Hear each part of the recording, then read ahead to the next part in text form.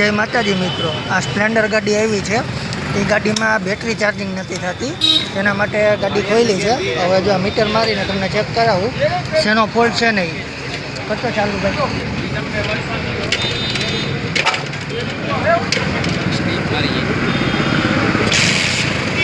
गाड़ी चालू कर लीधी है।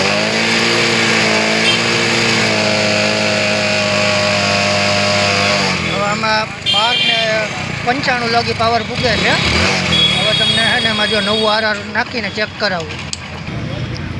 हवे आ नवुं आरआर नाखी दीधुं। हवे तमने पावर चेक करावुं।